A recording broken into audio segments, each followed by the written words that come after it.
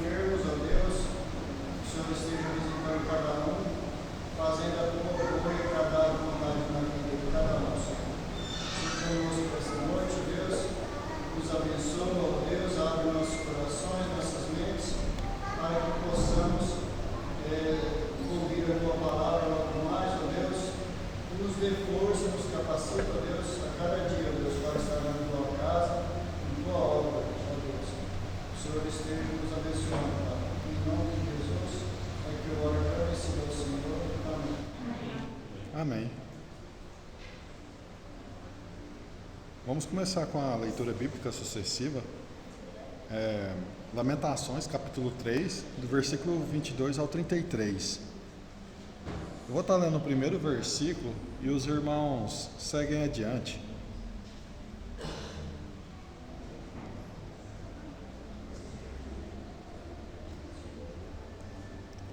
Lamentações, capítulo 3, do versículo 22 ao 33. 22 diz assim: As misericórdias do Senhor são a causa de não sermos consumidos, porque as suas misericórdias não têm fim. Renovam-se cada manhã, grande é a tua fidelidade. A minha porção é o Senhor, diz a minha alma, porquanto esperarei nele. Bom é o Senhor para os que esperam por ele, para a alma que o busca. Bom é aguardar a salvação do Senhor, e isso nos lembra. Bom é para o homem suportar o jugo da sua mocidade. Assente-se solitário e fique em silêncio, porquanto Deus o socorre. Molhe a boca do pobre, talvez a lembrar de esperança. E a face ao que o fere, farta-se então a fome. O Senhor não rejeitará para sempre. Pois ainda que entristeça alguém, usará de compaixão, segundo a grandeza das suas misericórdias. Porque não aflige nem entristece de bom grado aos filhos do homem. Amém? Bom, irmãos, como o primeiro cântico da noite, eu vou pedir aos irmãos que, aqueles que puderem se colocarem de pé, para a gente cantar forte o hino Senhor grandioso és.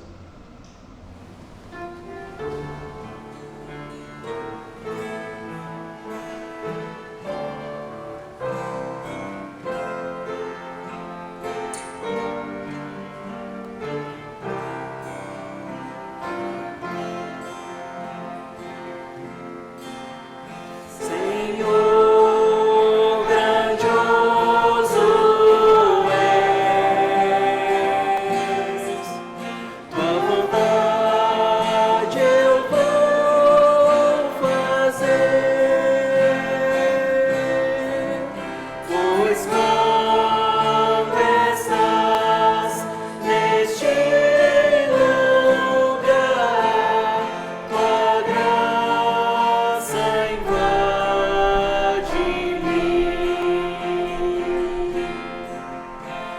acende a chama, ó Pai, que uma vez brilhou, vem limpar, brilhar, resplandecer o meu primeiro amor. Vem limpar, brilhar, resplandecer o meu primeiro amor.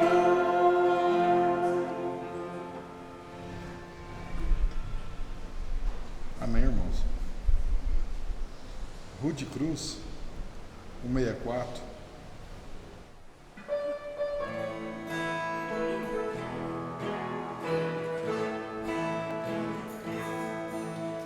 De cruz se erigiu, ela um dia fugiu, como emblema de vergonha e dor.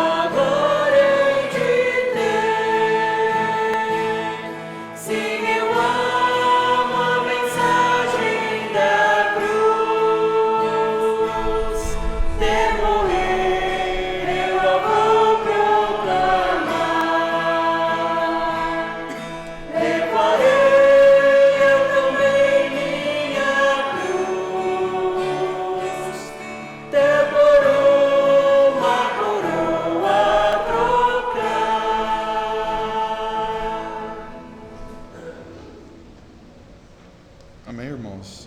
Sejam todos bem-vindos. Seguindo para a parte de avisos, nessa quarta-feira, culto de oração às 7h30. Domingo de manhã vai ter a escola bíblica dominical às 9h. Mais uma vez, relembrando, o encontro regional das senhoras, que vai ser dia 1º de maio. A gente vai ter também aí o aniversário da nossa igreja, tá? Vai ser o próximo mês. O pré-leitor vai ser o pastor Bill e o tema vai ser a igreja por quem Cristo morreu.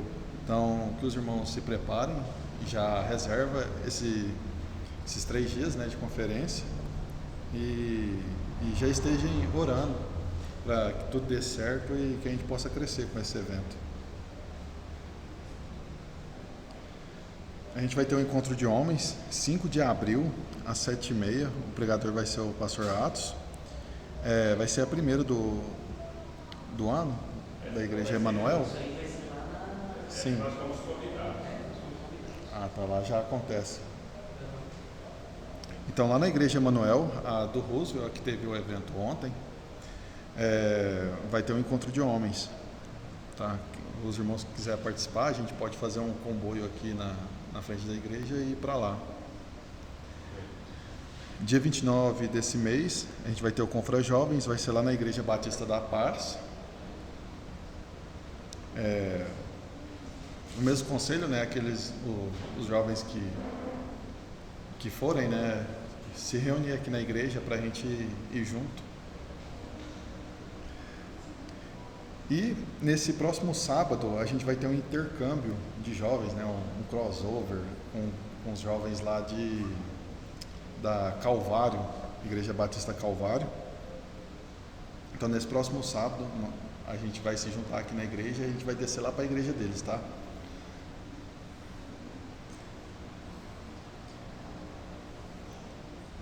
Continuando com a parte de cânticos, o cântico do mês, eu vou pedir aos irmãos que se coloquem de pé.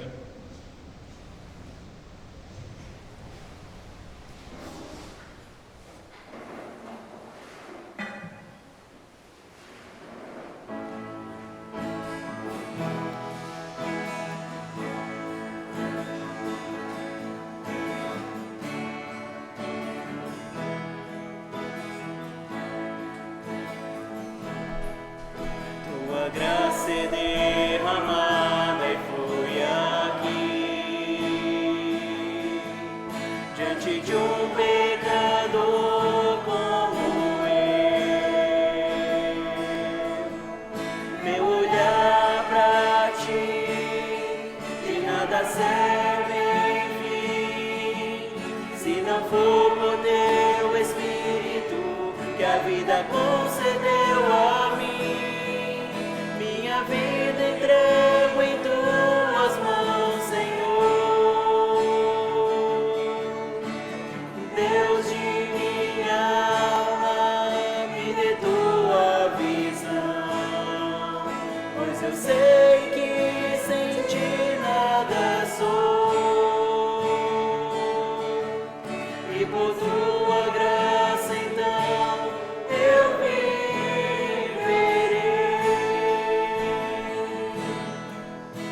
Tua graça é derramada e foi aqui,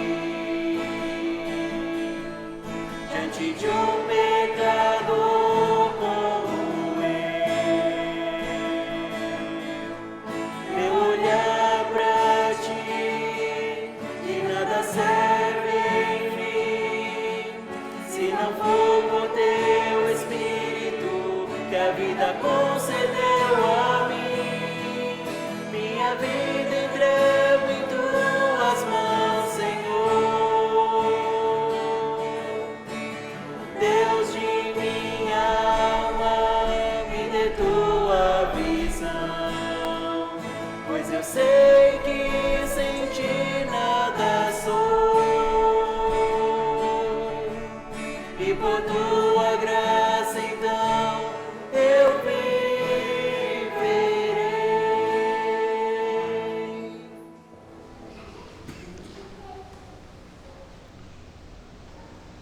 Podem se assentar. É hoje, irmãos. Hoje é o dia do desafio, né? Algum irmão se dispõe a falar esse versículo de cor? Romanos 8:34. Ó, a gente está na terceira semana. Minha memória não. Quer falar?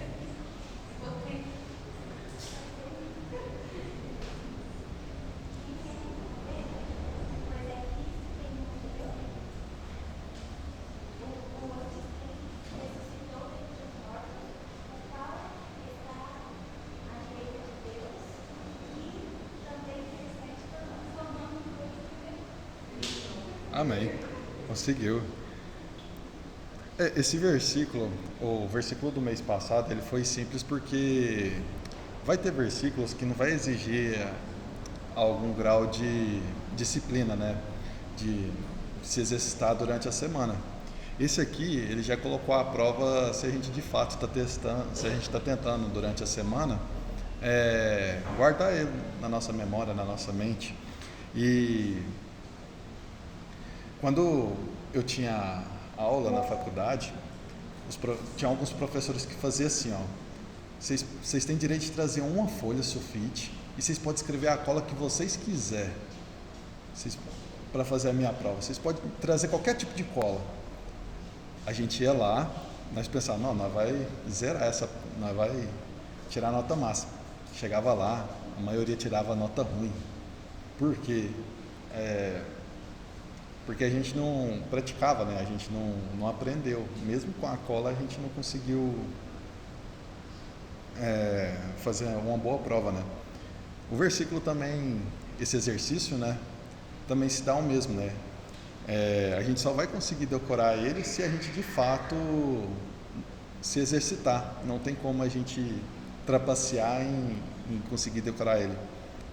A gente acreditar que a gente vai conseguir decorar ele só aqui nas vezes que a gente recita ele.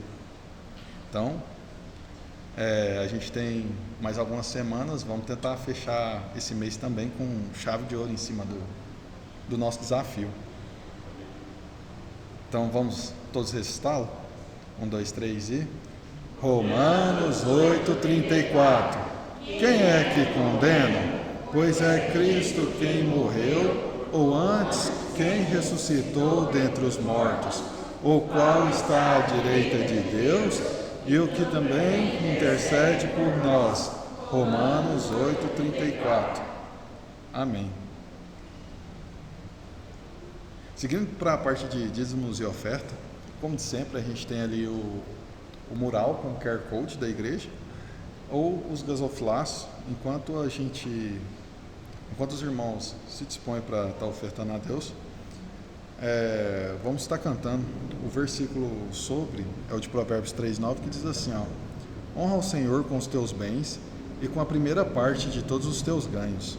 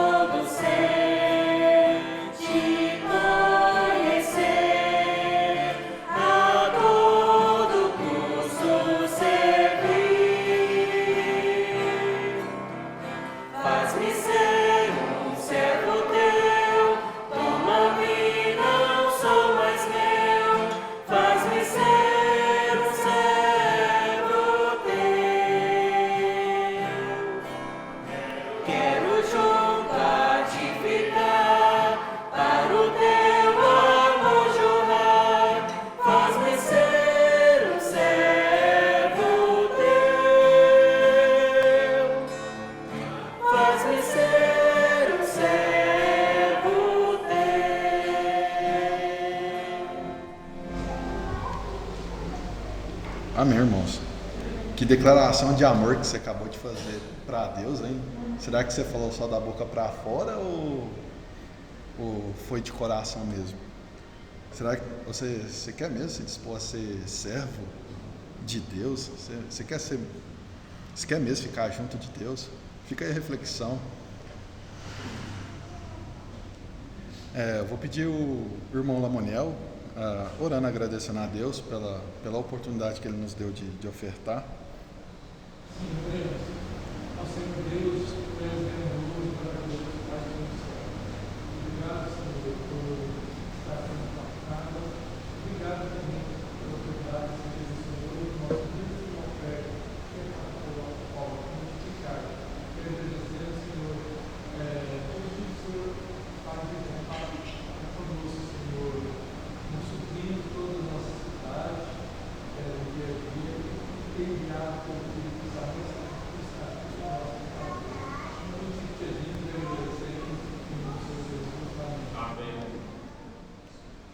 Amém. Próximo cântico, quem nos separará?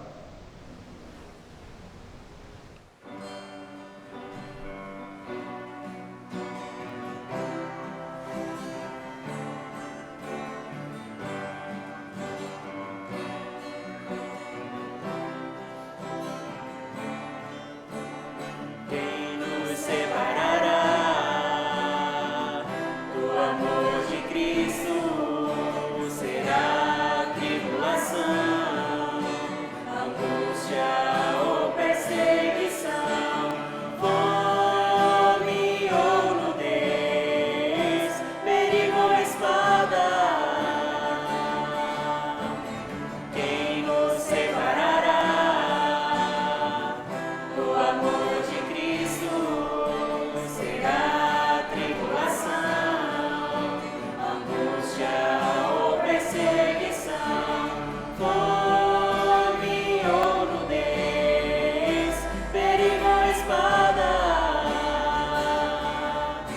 Porque eu estou bem certo de que nem morte nem vida, nem anjos nem principados, nem coisas do presente nem do porvir, nem poderes nem alturas, nem profundidade, nem qualquer outra criatura poderá nos separar do amor de Deus que está em Jesus Cristo, nosso Senhor, que está em Jesus Cristo.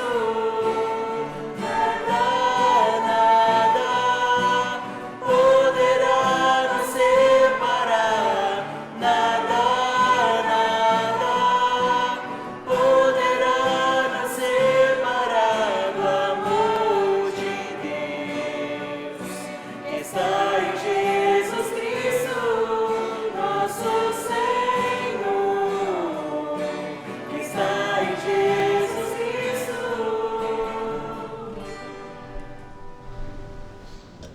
Amém. Obrigado, instrumentistas. As crianças vão sair?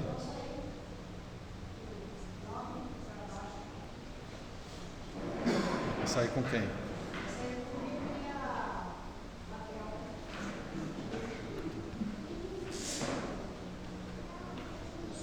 Entrego a palavra para o pastor Jamil.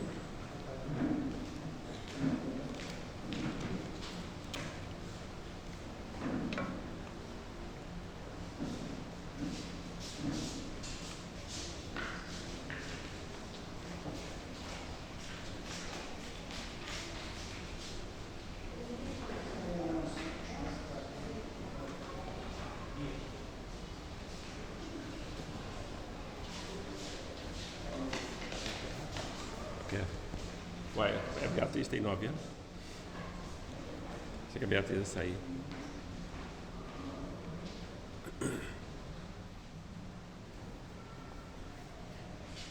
Boa noite, irmãos.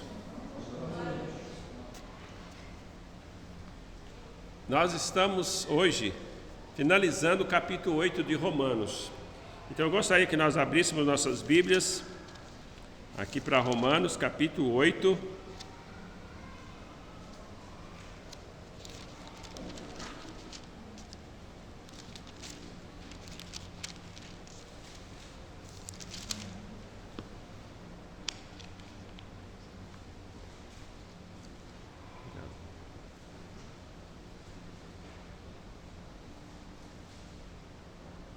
O último hino que nós cantamos está relacionado com este versículo. Romanos 8, 35.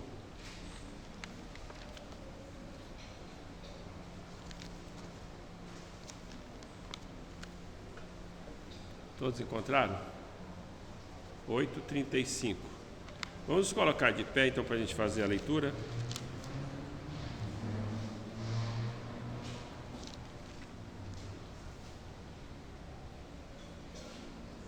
Então, diz assim a palavra de Deus: quem nos separará do amor de Cristo?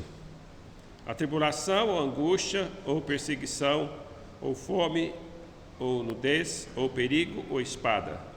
Como está escrito, por amor de ti somos entregues à morte todo dia. Somos reputados como ovelhas para o matadouro. Mas em todas essas coisas somos mais que vencedores por aquele que nos amou. Porque estou certo de que nem a morte, nem a vida, nem anjos, nem principados, nem potestades, nem o presente, nem o porvir, nem a altura, nem a profundidade, nem alguma outra criatura nos poderá separar do amor de Deus que está em Cristo Jesus, nosso Senhor. Amém? Obrigado, Senhor, pela Tua palavra. Peço, Senhor, que agora venha estar abrindo o nosso entendimento, dando-nos a graça de podermos meditar e aprender mais de Ti, Senhor. Eu Te louvo e Te agradeço, em nome de Jesus. Amém. Pode sentar? Então, quem nos separará do amor de Cristo? Lembra que nós estamos aqui diante de um desafio que o apóstolo colocou para provar a perseverança dos santos. Ou seja, que ninguém pode, que é salvo, pode perder a sua salvação. E ele começa isso lá no primeiro versículo, quando ele afirma: agora, pois, já nenhuma condenação há para os que estão em Cristo Jesus. E ele vai argumentando, subindo o degrau, cada vez mais, até chegar nos pontos em que nós já estudamos, né, de que aquele que não poupou seu próprio filho, antes por todos nós o entregou, como não nos dará com ele também todas as coisas? Ele chega lá nos versículos finais que nós estudamos e está falando também que quem poderá nos acusar, se é Deus quem justifica? E o versículo 34, quem é que condena? Se é Cristo quem morreu, ou antes quem ressuscitou dentre os mortos e está assentado à direita de Deus, que também intercede por nós. Então, quem é que pode, se é Deus mesmo quem faz todas essas coisas? Certo? E então agora ele entra no seu último argumento e também a conclusão. Então, a conclusão que ele vai tirar está aqui nos dois últimos versículos, que é o 38 e 39, mas tem tudo a ver com os versículos 35 a 37. Então, no versículo 35, ele faz uma pergunta e vai respondendo a sua pergunta à medida que vai passando os versículos. Vamos ver em linhas gerais, depois a gente vai entrar nos pormenores. Então, vamos lá, versículo 35. Quem é que nos separará do amor de Cristo? Então, ele faz a pergunta: há possibilidade de alguém nos separar do amor de Cristo? Ou de alguma coisa nos separar do amor de Cristo? E ele faz essa pergunta e vai responder com duas duplas de coisas que poderíamos pensar que poderiam nos separar do amor de Cristo. Coisas que o crente, o salvo, o santo passa na sua vida. Então ele começa a colocar isso. A primeira coisa que ele coloca, as duas seria tribulação ou angústia? Será que o fato de uma pessoa passar por várias tribulações, o fato da pessoa estar sujeito a várias angústias na sua vida, será que isso poderá separar ele do amor de Cristo? Aí ele usa mais duas, fala assim: seria a perseguição ou a fome? Pessoa que é perseguida, pessoa que realmente tudo que ela faz está sendo perseguida por causa que ela abraçou a fé. Aqui é uma perseguição religiosa. Não estamos falando de perseguição política, existe também perseguição política, essas outras, mas está falando de perseguição religiosa. Então, será que uma pessoa está sendo perseguida porque está seguindo Cristo, porque está vivendo, simplesmente porque ela existe como cristão, ela é perseguida? Será que isso poderá separar ela do amor de Cristo? Então ela vai fazendo essa pergunta. Então, perseguição ou fome? Aí ela diz: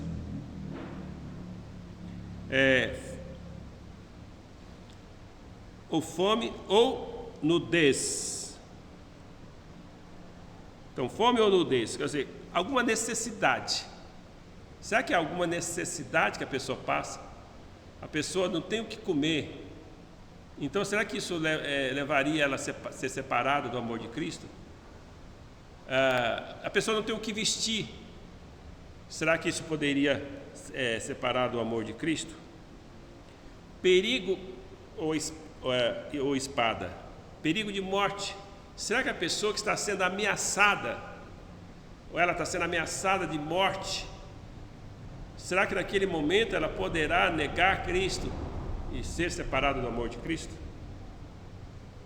Então, todas essas perguntas aqui estão relacionadas a perseguições, estão relacionadas a tribulações, estão relacionadas a algumas coisas que o crente passa, especialmente no primeiro século.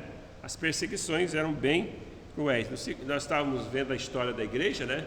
Os irmãos podem observar que até o terceiro século as perseguições foram muito intensas contra a igreja.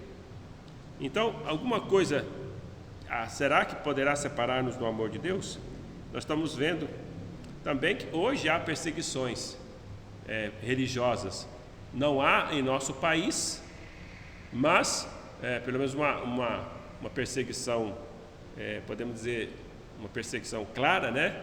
Pode ser que haja uma perseguição velada, mas em alguns países existe perseguição até hoje. Tem pessoas que realmente são perseguidas simplesmente porque creem, certo? Será que isso poderá separar do amor de Cristo? Aí o que ele faz? Ele vai argumentar com aquilo que está escrito, Salmo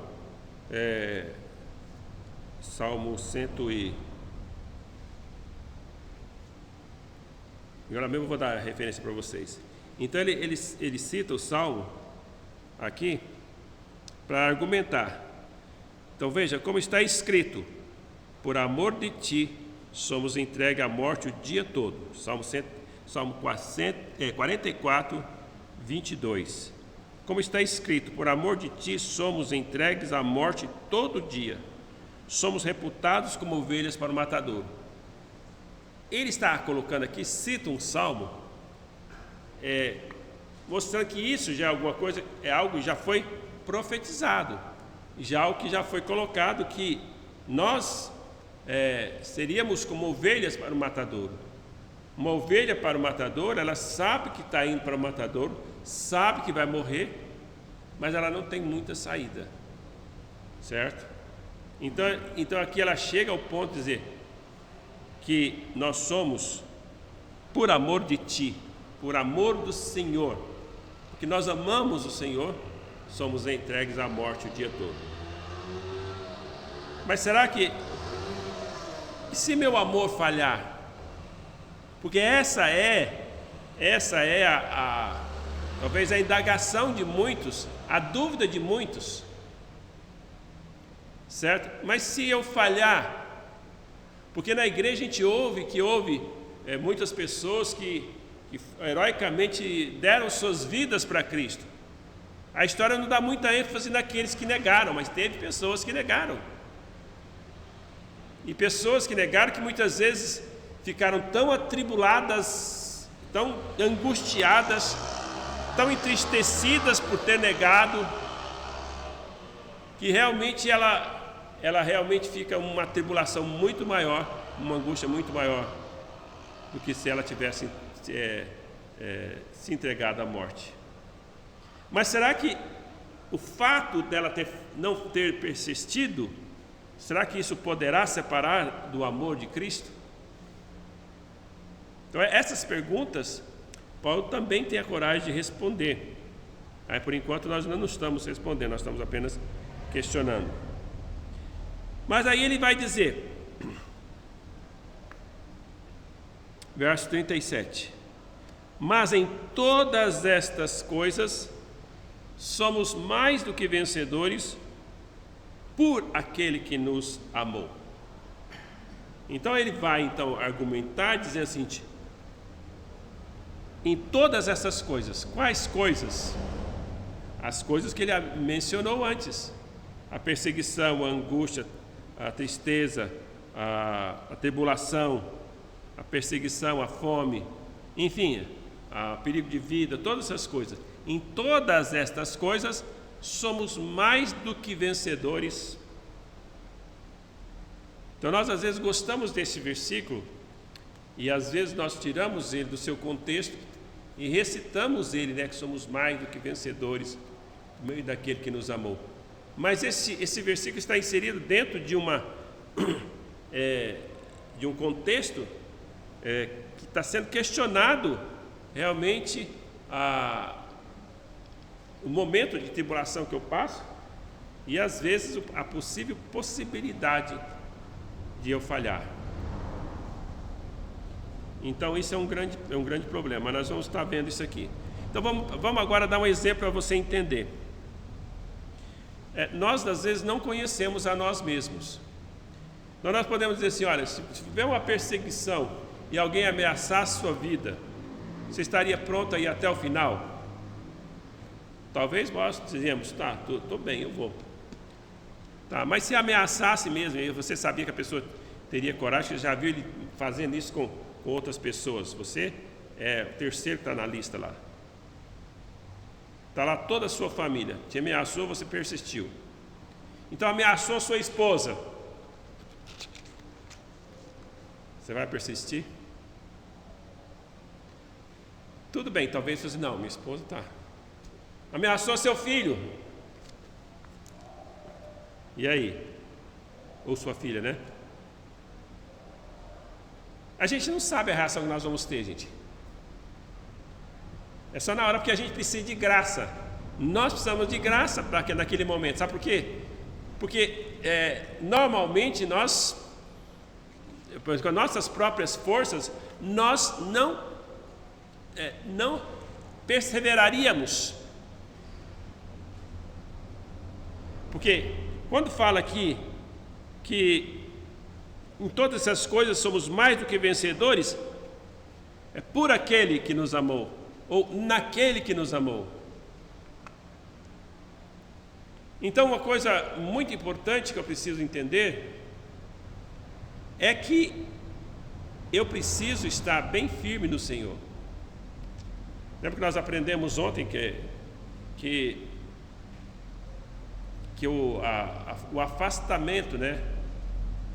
Ou você está longe de Deus, não é você não o negar a Cristo, não é de um dia para o outro, é um processo.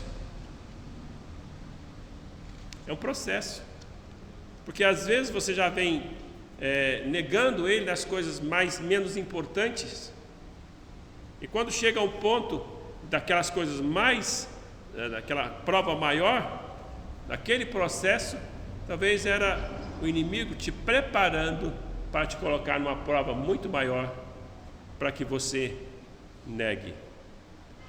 Mas nesse ponto, se acontecer disso, você é um crente verdadeiro, não estou dizendo que você não seria, mesmo que você negou, você não é, quer dizer que você não é crente verdadeiro. E aí? Você negou. Será que você pode ser separado do amor de Deus porque você chegou a negar? Se você é um crente verdadeiro? Ou será que todos os crentes verdadeiros perseverarão no sentido de nunca, jamais negar? Vamos dar um exemplo que eu ia dar agora, eu vou dar agora. Pedro, vocês acham que ele era um homem de Deus ou só se converteu depois?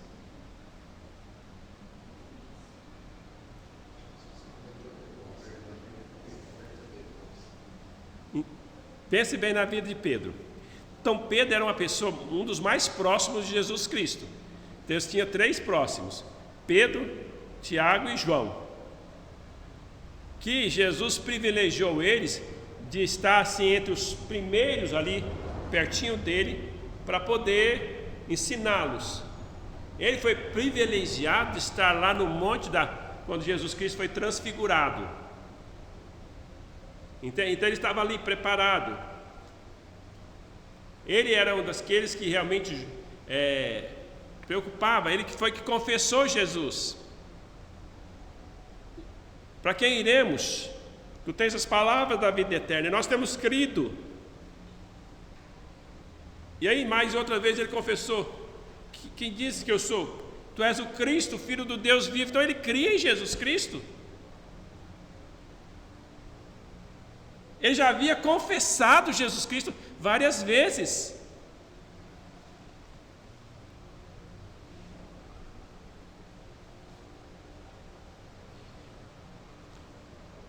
Lembra que Jesus Cristo falou para ele que Satanás pediu para fazer com Pedro?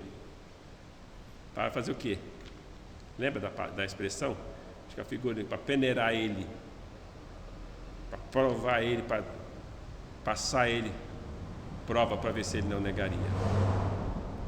Porque na verdade, irmãos, nós não podemos subestimar, achar que eu sou bom sem Cristo. Às vezes nós vivemos a nossa vida cristã, às vezes até relaxadamente, e chega um momento que eu tenho que tomar uma posição, eu ficar do lado de Deus, para fazer a vontade de Deus, e eu não faço. Eu já estou negando. Então não é só naquele último ponto lá que você está arriscando a vida, né? Porque se eu for julgar aquela pessoa que negou lá, porque estava arriscando a vida dele, de um filho e tal, e ele negou, aí eu tenho que julgar cada momento, cada dia que às vezes nós estamos negando a Cristo. Quantas vezes nós negamos a Cristo? Você nega a Cristo quando você deixa de vir aos cultos? Ah, mas vir ao culto não me salva. Tudo bem, mas te faz crescer, faz você aumentar a comunhão com Deus, ajuda a você crescer espiritualmente, porque vai te dar alimento espiritual. Mas às vezes nós nos justificamos com qualquer outro motivo. Será que tem algum motivo que justifica?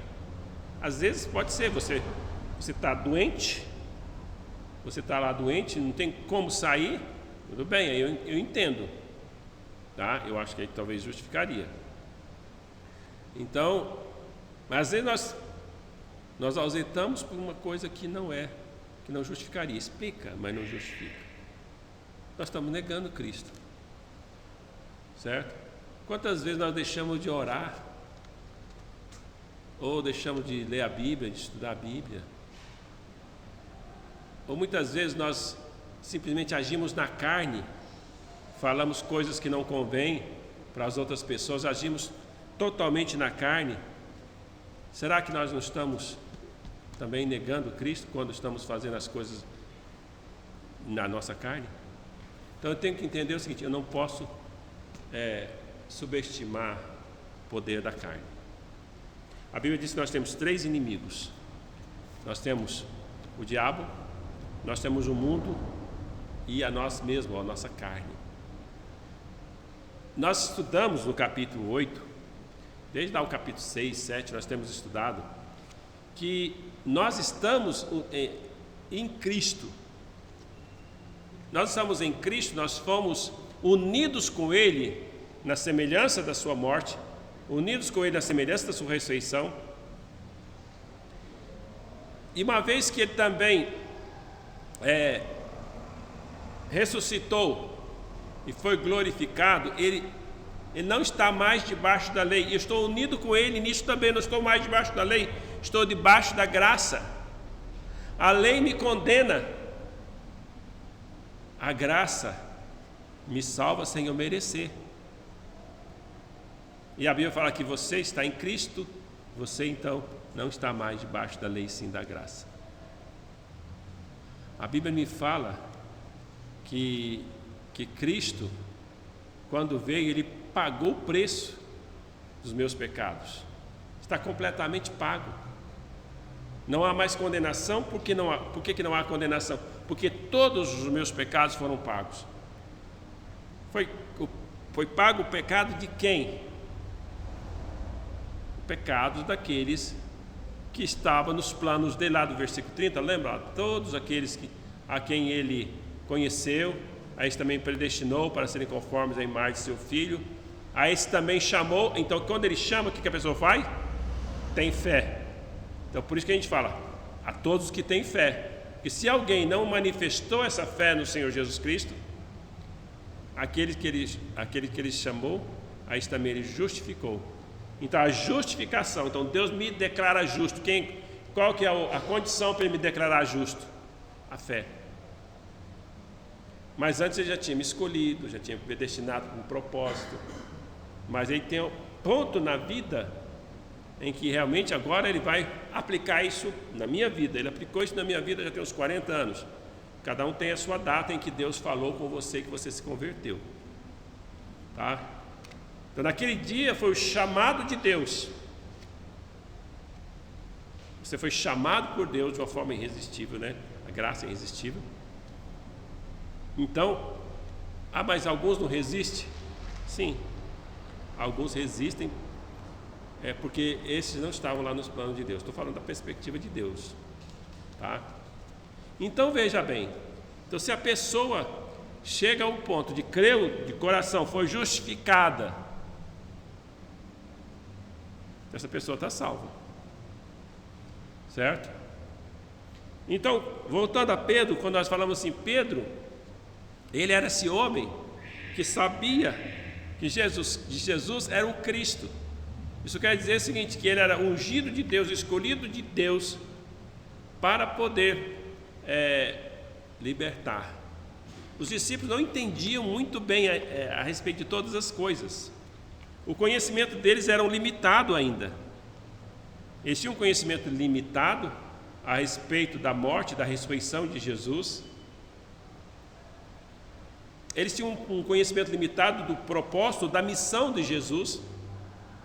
Muitos deles esperavam que Jesus viesse libertar eles do poder romano. Uma libertação política e econômica, como muitos hoje querem. Uma libertação que o governo possa realmente fazer alguma coisa, que existe alguém que possa fazer alguma coisa. Assim como nós às vezes colocamos a esperança no homem, eles também estavam esperando um homem que os libertasse, mas eles queriam apenas uma libertação política e econômica. É como aqueles que procuram uma igreja que promete cura, que promete libertação, que promete prosperidade, que vai resolver seus problemas aqui. Mas Deus não estava pensando nos problemas aqui. Deus, quando mandou Jesus Cristo, Ele estava pensando nos problemas espirituais e mais profundos. Ele estava pensando nas condições espirituais de todas as pessoas. Na minha condição espiritual, na sua condição espiritual. E na nossa condição espiritual, nós estávamos mortos em nossos delitos e pecados, nós estávamos condenados. Mas Cristo veio e fez exatamente isso, morreu, pagou o preço da minha condenação. Então a missão de Jesus Não era ser um soldado militar vitorioso ali, naquele primeiro momento, era ser uma vítima. Quando a gente fala de vítima, né, mas a gente coloca mais alguém que se entrega voluntariamente por amor de nós, para pagar o preço dos nossos pecados. Então este foi o preço que ele pagou. E Pedro havia confessado Jesus, mesmo que seu conhecimento era limitado. Então, mas ele cria no Senhor Jesus. Agora, quando o Senhor Jesus Cristo chegou para eles, um de vocês vai me trair, falou assim, não, mas eu jamais vou te trair, mesmo que todos aqui façam, eu não. Mostra que ele não conhecia a si mesmo. Então eu vou dizer para vocês, às vezes nós não conhecemos a nós mesmos. Só na hora, talvez, para a gente saber o que a gente vai fazer. Pedro não conhecia. Ele achava que ele estava disposto a enfrentar a morte. Mas faltava uma coisa para ele,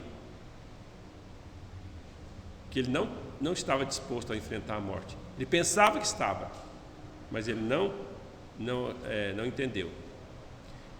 Quando os soldados foram lá para prender Jesus, ele foi lá e pegou a espada, naquela coragem dele, cortou a orelha do filho do sumo sacerdote lá, Malco, né?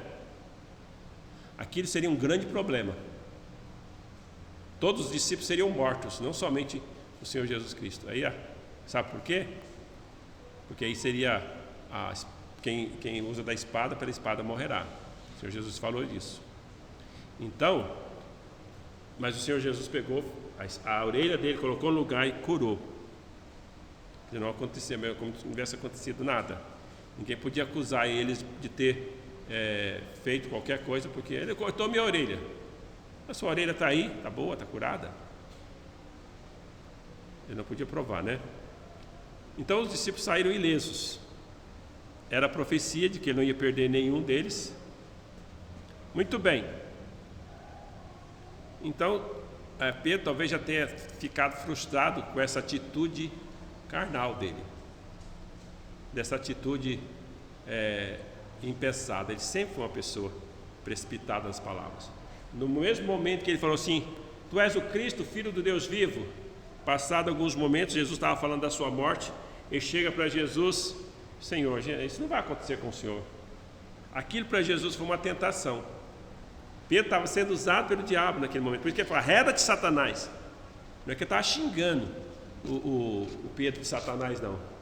Ele estava falando daquele que estava por trás dele, usando Pedro para poder realmente afastá-lo do seu objetivo, que era a cruz. Então Pedro sempre teve esse problema temperamental dele. Até que chega o ponto, então, que Jesus falou, você vai me negar 3 vezes.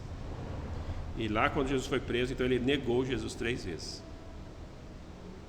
Quando ele nega Jesus 3 vezes, aí depois ele é restaurado por Jesus. E Jesus chega para ele e fala assim, olha, tu me amas? Então apacenta os meus cordeirinhos, faz a minha obra. Jesus pergunta para ele 3 vezes, as mesmas 3 vezes que ele negou. No finalmente ele falou assim, Senhor, tu sabes todas as coisas, mas o Senhor sabe também que eu te amo.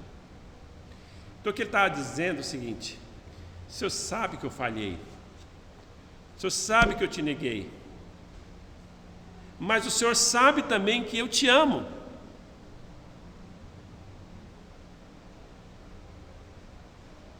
Veja que então ele não negou que amava Jesus, ele não teve coragem da primeira vez falar para Jesus, porque Jesus usou a palavra tu me amas, a palavra agape, ele não teve coragem de falar aquela mesma palavra, amor sacrificial, dar vida, igual ele tinha falado que dava, ele não teve coragem de falar a palavra.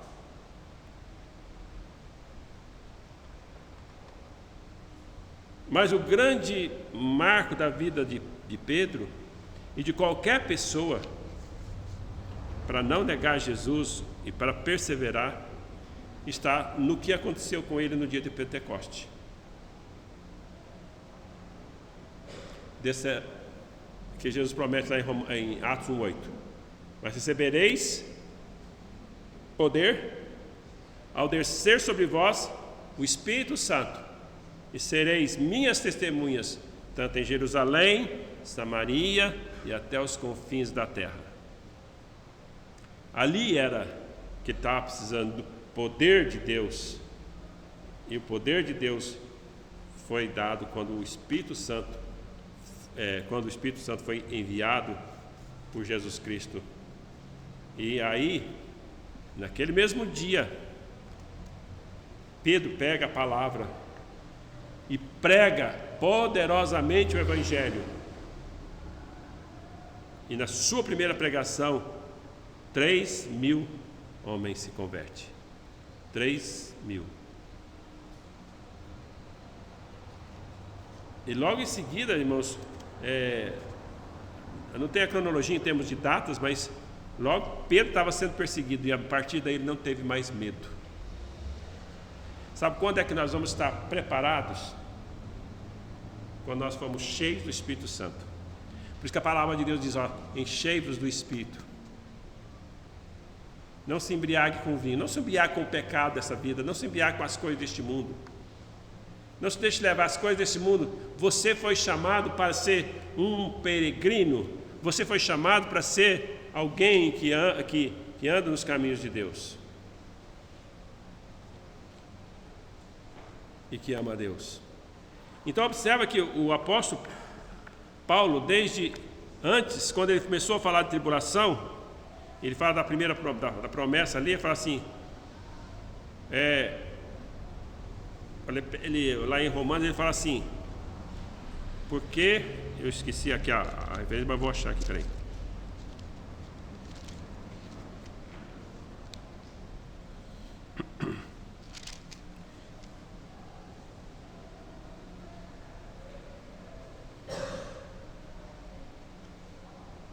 Porque tenho por certo de que os sofrimentos do tempo presente não são para comparar, certo? Que as aflições do tempo presente não são para comparar com a glória que há de ter. A ardente expectação da criatura espera a manifestação dos filhos de Deus, porque a criatura ficou sujeita. E assim vai falar da criação, na esperança de que também a mesma criatura seja libertada. Versículo 22, porque bem sabemos que toda a criação está juntamente com dores de parto. Versículo 23, e não só ela, mas também nós mesmos gememos aguardando, enquanto esperamos a adoção de filhos. Então nós, enquanto estamos aqui, irmãos, estamos em angústia, em tristeza, mas nós estamos aguardando aquela adoção de filhos, o dia em que realmente Deus vai nos libertar dessa carne, desse inimigo que é nós mesmos, certo?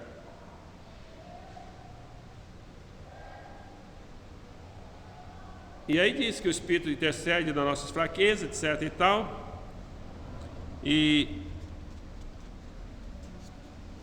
diz, e todas as coisas contribuem juntamente para o bem daqueles que amam a Deus, até mesmo a tribulação. Todas as coisas contribuem para o bem daqueles que amam a Deus. Eu só amo a Deus porque eu fui amado por Deus. Nós amamos porque Ele nos amou primeiro. Então, nosso amor para com Deus, ele tem que ser um processo, assim como o processo de crescimento, assim como a santificação. Então, quanto mais eu nego a mim mesmo, nego o pecado, mais eu vou amar a Deus. Porque se eu não nego a mim mesmo, não nego o pecado, eu estou mostrando que eu não amo a Deus. Então isso podemos dizer, quanto mais eu estou cheio de impurezas, mais não tem jeito com água pura. Porque eu tenho que encher do Espírito. Mas se eu continuo mantendo a impureza e gosto da impureza, eu gosto do pecado, quero manter aquele pecado, eu não estou disposto a deixar o pecado, eu não vou estar cheio do Espírito. Então, quando eu for provado, eu vou negar Cristo. Assim como talvez você já está negando todo dia. E às vezes a vida de muitos crentes parece até uma vida de um incrédulo. Talvez até seja um incrédulo ainda. Porque o fato só da pessoa frequentar uma igreja não quer dizer que ela é cristã verdadeira. Então uma coisa que fala o nosso versículo aqui: por amor de ti somos entregues à morte o dia todo. Então somente quando nós amamos a Deus, quando nosso amor para Ele realmente está naquele ponto máximo, é que eu consigo realmente entregar a minha vida para Ele.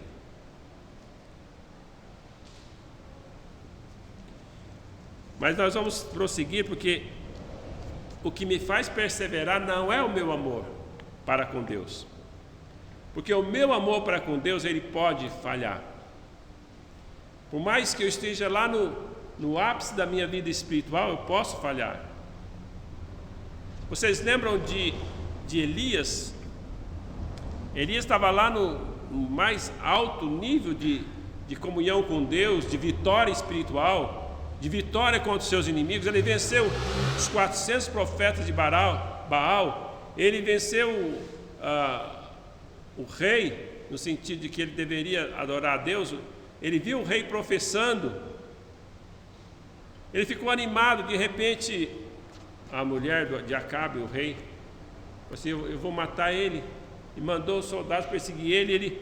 Ele fugiu, desanimado, completamente desanimado. Ele não negou o Cristo, não estou dizendo isso, mas ele desanimou. É perseguição, angústia, tristeza, foi isso que ele sentiu. Mas o amor de Cristo para com ele foi imenso, que Deus realmente mostra para ele que Deus está presente, não somente naquelas coisas grandiosas. E Deus dá exemplo do terremoto, dá o exemplo do vento impetuoso, mas Deus não estava em nenhum daqueles lugares. Aí Deus fala assim, Deus mostra uma suave brisa, um vento bem tranquilo. Aí ele viu a presença de Deus. Então Deus não está, o propósito de Deus não está só nas coisas grandiosas, mas talvez nas coisas bem pequenas. E assim ele foi restaurado. E aí ele pôde fazer sua última função, que foi ungir um profeta no lugar dele, ungir um rei no lugar de substituir Acabe, né? E que na verdade um rei queria destruir Acabe, o rei da Síria também, e foi e ungiu aquelas pessoas, queria resolver aqueles problemas.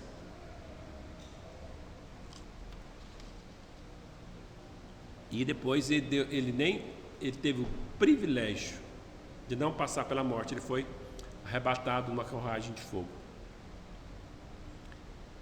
Ele passou por perseguição, angústia, tristeza, certo? Então, esta é a marca. Muitas vezes nós estamos lá naquele ápice da vida espiritual e exatamente naquele momento que às vezes eu preciso parar. O grande problema de Elias, ele estava cansado, estava exausto. A gente, quando está muito cansado, nós não pensamos direito. Às vezes a pessoa precisava dormir, descansar, e estava com fome. Deus deu para ele então descanso, Deus deu para ele alimento. Porque lembra que ele correu vários quilômetros, o rei estava na carruagem, ele foi a pé. Então ele estava exausto, com fome, e às vezes a gente fica meio sem perspectiva. Quando Deus então mostra para ele: olha, você não ficou sozinho, 3.000 homens eu preservei, que não dobraram o joelho diante de Baal. Então, meus irmãos, às vezes nós perdemos a perspectiva da realidade quando nós não estamos cheios do Espírito Santo, ou então quando estamos cansados, sobrecarregados, muita coisa para fazer, nós perdemos a perspectiva da realidade. Ou se nós deixamos que a angústia, tristeza, perseguição, tribulação tome tanta conta da nossa cabeça, que nós também perdemos a perspectiva da realidade. e do amor de Deus.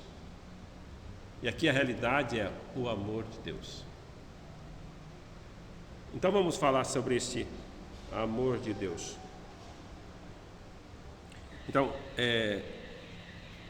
em todas essas coisas, porém somos mais que vencedores. Então vamos pensar que, quando ele fala aqui que nenhuma outra criatura poderá nos separar do amor de Deus, daquele que está em Cristo Jesus nosso Senhor.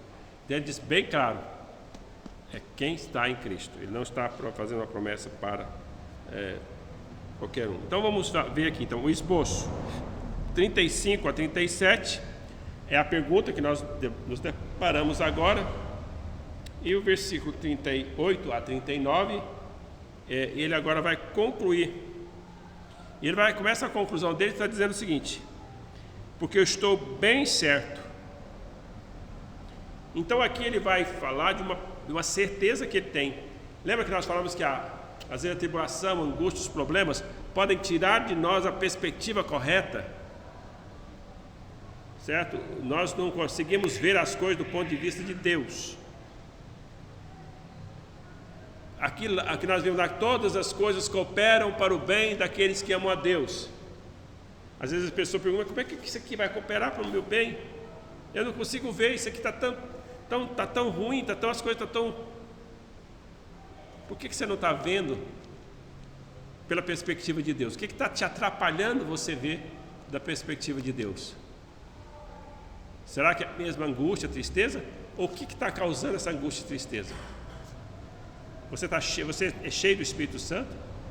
Você tem negado as coisas do mal, tem negado as coisas, os seus pecados, você tem negado a sua vontade para buscar a Deus? Você tem lido as Escrituras, você tem orado a Deus, você tem buscado a Deus, você tem se entregado a Deus? Se você não busca a Deus, você não vai conseguir ver da perspectiva dele. Só vai conseguir ver as coisas do ponto de vista de Deus quando você realmente está buscando na palavra dele a sua maneira de ver as coisas. Certo? Então Paulo, quando chega à conclusão, ele fala assim: eu estou bem certo. E essa certeza dele que ele diz aqui foi uma certeza que ele obteve não de um êxtase espiritual, não de uma coisa que ele recebeu assim, uma revelação, não foi de uma conclusão lógica que ele chegou. Foi um processo que ele foi pautando e que ele explicou isso aqui no capítulo 8 de Romanos. Aí ele pode dizer: estou bem certo. Ele usou a sua mente que Deus deu. Tem pessoas que acham que é pecado usar a mente. Eu já ouvi gente falando assim: a doutrina é coisa do diabo. Como? Se a doutrina está nas Escrituras, na verdade está tudo lá nas Escrituras, baseado nas Escrituras. Então não pode. Quem deu para você a inteligência? Você tem que ser inteligente para entender as Escrituras, certo? Então eu não vou entender não, que eu sou burro. Mas você também tem que ter o Espírito Santo. A pessoa mais inteligente, pode ser a pessoa mais inteligente do mundo, jamais vai entender as Escrituras. Ele pode entender a perspectiva, o jeito lógico da doutrina lá que é ensinado, mas ele não vai entender o espírito da verdade. Porque a pessoa é incrédula. Ela não vai entender, os seus órgãos estão abertos para ver as coisas espirituais. Ela vai falar: eu sei disso.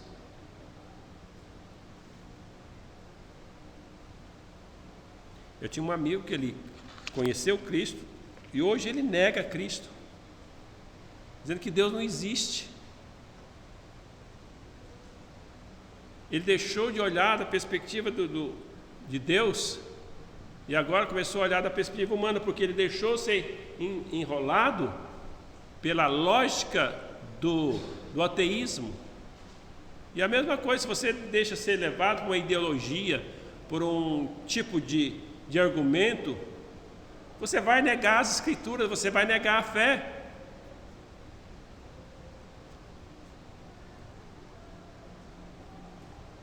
Ontem lá no encontro, conversei um tempo lá com um amigo, que muitos anos atrás, fazia muito tempo que ele não via ele mudou para São José dos Campos, agora ele voltou,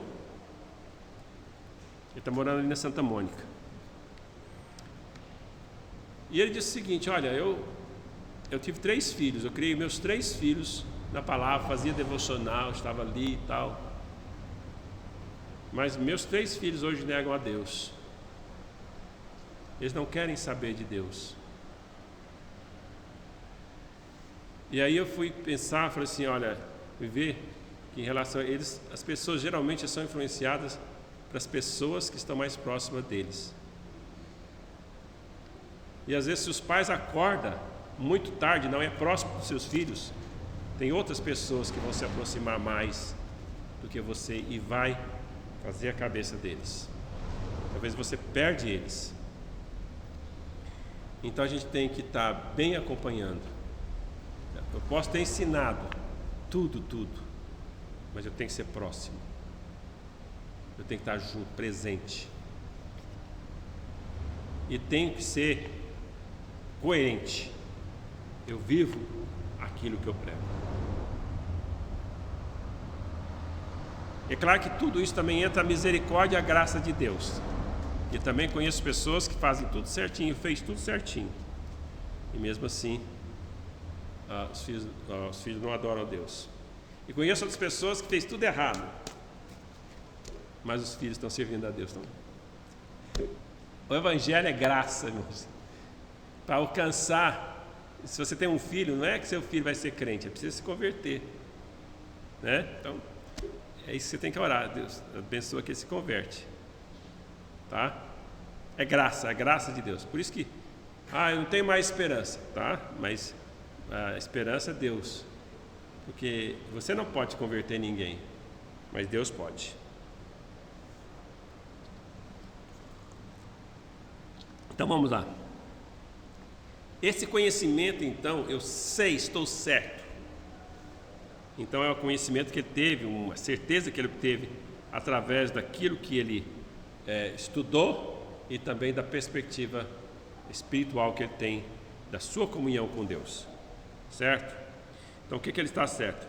E ele vai mencionar, nem a morte nem a vida. Aqui estão duas coisas também, morte e vida, ou viver ou morrer. Nem a morte, se eu morrer e eu tenho o amor de Cristo, eu sei que Cristo me ama, né?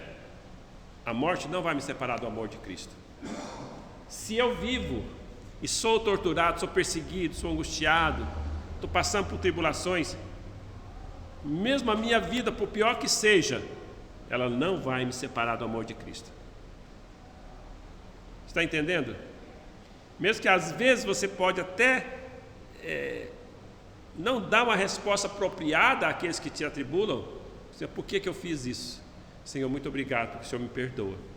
Porque se você ficar também se martirizando pelas coisas que você fez errado, aí o diabo vai usar essa sua angústia, tristeza por ter pecado contra Deus, e você não vai para frente.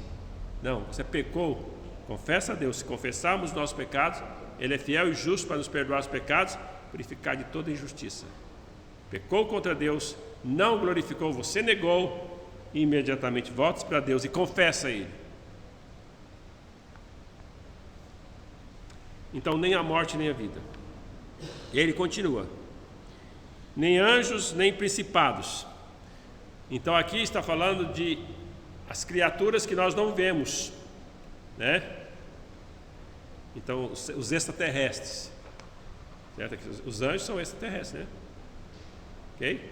Eles vivem nos ares, não vivem, né? Alguns demônios às vezes podem estar até entre os homens, né? Mas os anjos, eu creio que esses anjos principados aqui, que vai querer separar do amor de Deus, não é os anjos de Deus que estão com Deus, certo? É os anjos caídos, é o diabo e aqueles que acompanham o diabo, certo? Porque eles é que querem nos separar do amor de Deus, não é verdade? Os anjos que estão lá do lado de Deus querem fazer que a vontade de Deus seja feita. A Bíblia fala que eles são ministros em favor dos santos, que são servos que estão servindo em favor dos santos. Então eles querem fazer a vontade de Deus. Então esses principados e potestades aqui, então, são poderes espirituais da maldade, certo? Que fala lá em Efésios, capítulo 6, tá? Que eu tenho que usar a armadura de Deus para poder resistir firme no dia mau, certo? E tendo vencido tudo, então eu vou ser perseverante. Então aí fala a couraça da justiça, capacete da salvação, escudo da fé, enfim, a espada do Espírito, que é a palavra de Deus. Então eu vou usar aquelas armaduras de Deus para poder resistir firmes às ciladas do diabo. Então, mesmo essas ciladas, mesmo essas coisas que o diabo faz, ela não pode separar-nos do amor de Deus. Lembra que a estratégia do diabo é igualzinha que os homens fazem para enganar. Porque o diabo veio para matar, roubar e destruir. Não é isso? Está falando do diabo? Está falando do diabo ou de algum governo? Parece que está falando de algum governo também, né, do mundo, que às vezes faz isso, não é? Mas está falando do diabo ali. Veio para matar, roubar e destruir. É isso que veio o diabo fazer. Ele é homicida, ele é mentiroso e pai da mentira. Vocês veem que às vezes a semelhança dos homens são as mesmas? Você às vezes conhece pessoas que usam essas estratégias. O inimigo sempre usou as mesmas estratégias. O inimigo, ele é paciente. Ele vai tentando a pessoa devagarzinho. Ele não chega a pessoa, nega Cristo agora. Não vai naquela igreja não. Ele vai falar assim, olha, não, é uma coisinha mínima aqui que você vai negar, que você vai simplesmente dizer, não, eu vou fazer isso, não vou fazer o que a Bíblia fala, não. Uma mentirinha aqui, não tem problema não, Deus me perdoa, depois eu peço perdão. Se você já sabe que tem que pedir perdão, para que você vai fazer? Aí você pecou conscientemente. Mas você vai descendo devagar. Vai cedendo devagar. Quando você vê, você já está sufocado com o inimigo. Eu tenho conhecimento de pessoas que afastaram-se de Deus e vai conversar com essas pessoas assim, eu sei tudo isso que eu estou falando, mas eu não dou conta, eu não consigo voltar. Será que essas pessoas são incrédulas? Talvez não. Talvez foram cedendo ao inimigo a tal ponto que ficou tão amarrada, tão terrivelmente emaranhada com o inimigo, que não dá conta. E não dá mesmo. Porque ela precisava estar no dia a dia. Então por que eu tenho que fazer? Eu preciso, de dia a dia, confessar Jesus. Sempre. Eu quero fazer a vontade de Deus. Estou pronto para fazer a vontade de Deus. Nos mínimos detalhes. Para que você não chegue ao ponto de dizer, a minha vida não presta, a minha vida está horrível, nada pode. Eu não vejo outro caminho a não ser me matar. Porque o diabo faz isso. Ele faz a pessoa negar, vai indo.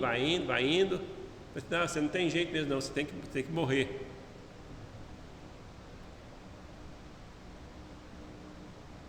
E às vezes a pessoa até se mata.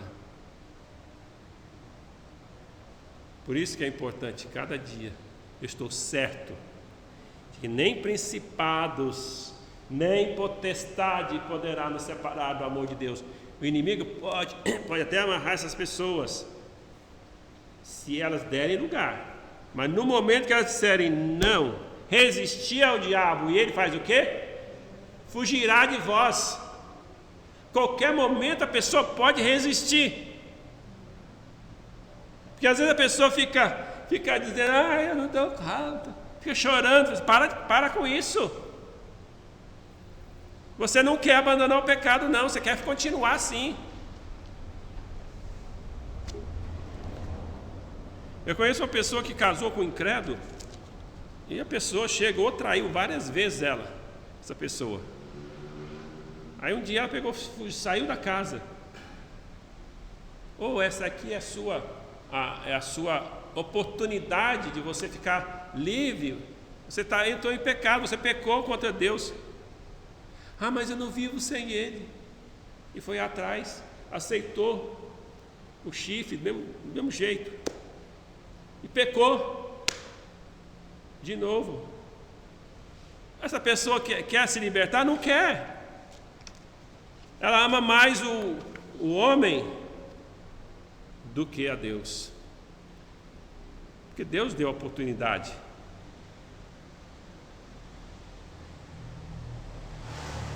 Foi atrás, ela foi atrás, ele não foi atrás dela. E é terrível, às vezes, a pessoa que, às vezes, está até enganando, né? Não sei, aqui Deus sabe a fé que ela teve, se foi verdadeira ou não, certo? Se era um dos escolhidos de Deus ou não. Mas estas atitudes é de incrédulos. Essa atitude não é de uma pessoa que ama a Deus. Porque a promessa que tem que todas as coisas cooperam para o bem daqueles, de quem? Que ama a Deus. Essa atitude não é de quem ama a Deus. Porque a qualquer momento aquele que ama a Deus, ele pode resistir ao diabo. Ele pode dizer não, porque ele ama a Deus, porque ele é realmente salvo. Agora, talvez aquela pessoa que foi enganada, que é só uma fé intelectual, ela provavelmente não consegue, porque ela acha que é crente, não é. Então, na verdade, você precisa se converter. Você quer se libertar? Você quer abandonar o pecado? De verdade? Então, se converta ao Senhor. Então, veja bem, essa é outra coisa aqui importante. Então, nem o presente, nem o porvir. Olha, nem as coisas do presente, nem as coisas do porvir. Quando Paulo está falando do presente dele. Hoje, nós já estamos no porvir dele. Talvez essas coisas, na época dele não tinha celular, não tinha internet, não tinha jogos que você jogava em casa, não tinha essas coisas para afastar as pessoas de Deus. Agora tem tudo isso. Mas ele está falando que nem essas coisas do presente hoje, que era do porvir dele, poderá separar você do amor de Deus, se você é salvo. Você pode negar a esses pecados, negar as coisas, o pecado, a qualquer momento. Você pode resistir ao diabo a qualquer momento, e você vai ser libertado dessas coisas.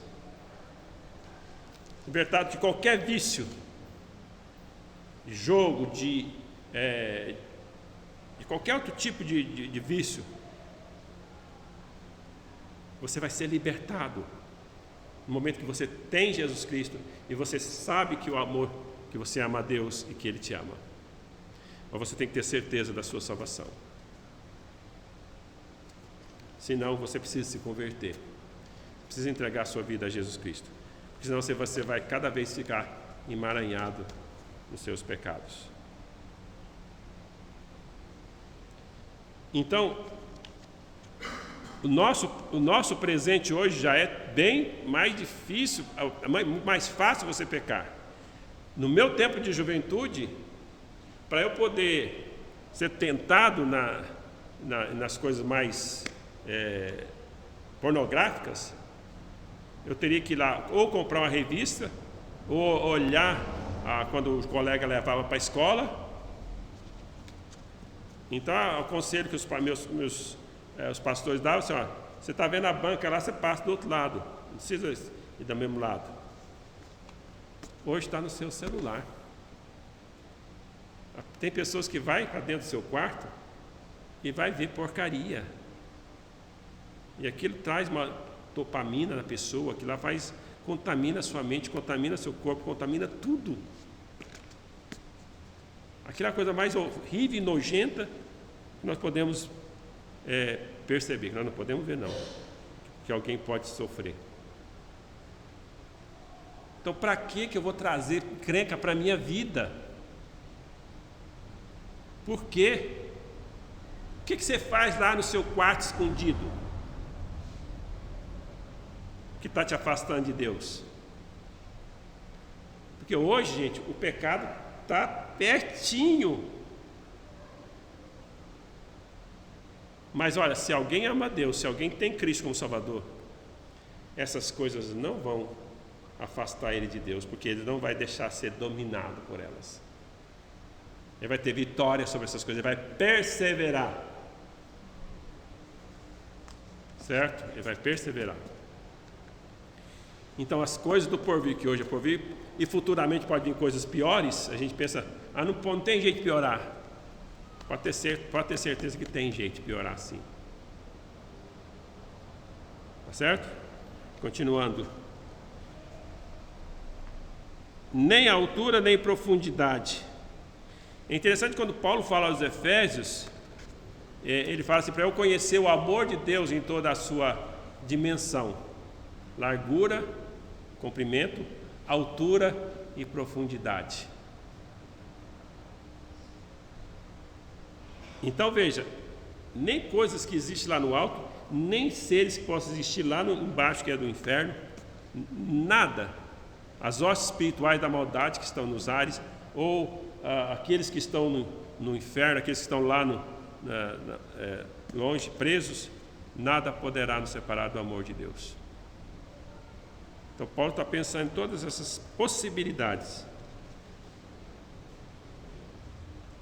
E aí diz, nem alguma outra criatura nos poderá separar do amor de Deus. Nenhuma outra criatura, tudo.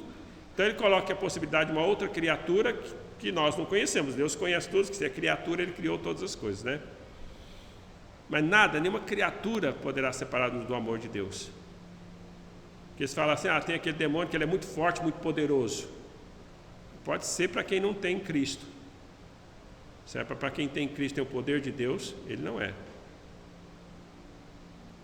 Nada poderá nos separar do amor de Deus. E veja o que ele fala assim, do amor de Deus que está em Cristo Jesus. Então não há como você ser objeto do amor de Deus se você não está em Cristo. Se você não creu em Jesus Cristo como seu único e todo suficiente Salvador. Você quer ser dominado pelo seu pecado? Ou você quer ser libertado do seu pecado estando em Cristo? A oportunidade que você tem é crer no Senhor Jesus Cristo e será salvo. Essa oportunidade que você tem de ser libertado, da sua vida ser diferente. Você ter uma vida de vitória, você ser mais do que vencedor. Pense bem nisso. Se você ainda não recebeu Jesus, hoje é o dia aceitável, o dia da salvação.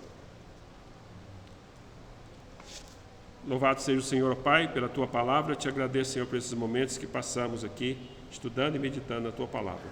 Eu te louvo, Senhor, te agradeço. Em nome santo do Senhor e Salvador Jesus Cristo. Amém e amém.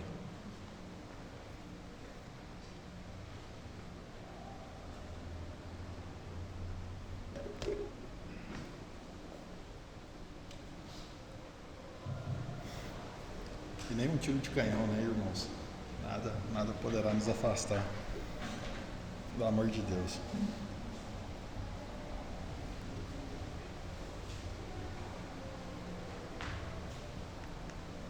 Vamos encerrar com o cântico do mês, Graça Derramada.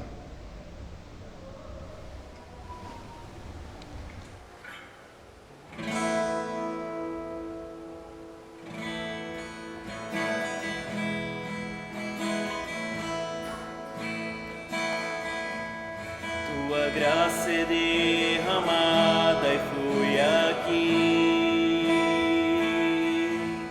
diante de um pecador como eu. Meu olhar pra ti de nada serve, enfim, se não for por teu Espírito que a vida concedeu a mim. Minha vida entrego em tuas mãos, Senhor, Deus de minha alma, me dê tua visão, pois eu sei que sem ti nada sou. por tua graça então eu viverei. Tua graça é derramada e flui aqui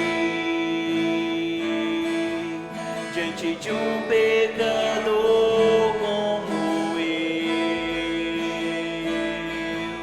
Meu olhar pra ti de nada serve, enfim, se não for por teu Espírito que a vida concedeu a mim. Minha vida entrego em tuas mãos, Senhor. Deus de minha alma, me dê tua visão, pois eu sei que sem ti nada sou, e por tua